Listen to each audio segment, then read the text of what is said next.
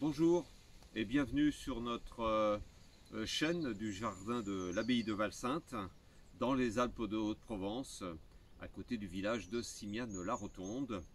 Je vous propose un sujet particulier à notre jardin ici dans les Alpes de Haute-Provence, où depuis 28 ans j'ai intégré une collection de rosiers et je dois faire face évidemment à un climat plutôt chaud et sec et à trouver des solutions pour minimiser l'entretien du jardin.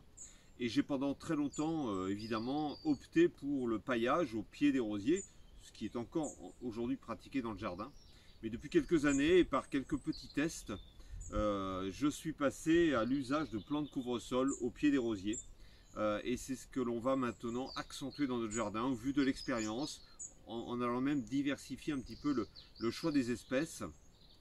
Ici au pied des rosiers et tout le massif qui est derrière moi, nous avons la sarriette, qui est une plante aromatique très présente à l'état sauvage ici, mais qui s'implante dans de très nombreux sols, très résistant au sec, feuillage persistant, belle floraison automnale, extrêmement mellifère, donc que des avantages. Et une fois que la plante s'est bien installée au sol, elle ne dépasse pas les 15 cm, et bien on n'a plus d'herbe et on se rend compte que finalement l'effet de maintien de la fraîcheur est aussi intéressant qu'avec du paillage.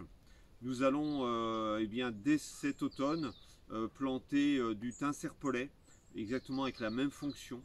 Nous allons aussi au printemps prochain, dans certains massifs, implanter des Teucrium ackermanni, plantes couvre-sol.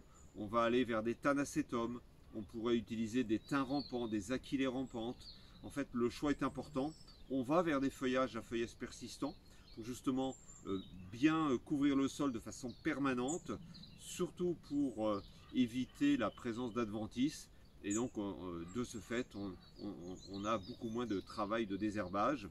Alors, cette technique est intéressante lorsque les rosiers sont bien installés, c'est-à-dire sur des jeunes plantations de rosiers, on va attendre 2 ou 3 ans avant de venir apporter les plantes couvre-sol pour qu'il n'y ait pas de concurrence au départ.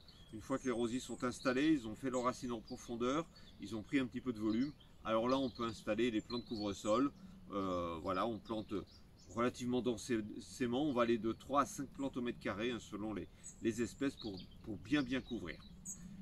Voilà, j'espère que ce sujet vous aura intéressé. Vous pouvez consulter évidemment tous les sujets précédents, un par mois, autant côté potager, fruitier, que comme ici le jardin d'ornement. Et j'espère aussi à bientôt de vous voir en visite au jardin de l'abbaye de Valsainte lorsque nous sommes ouverts.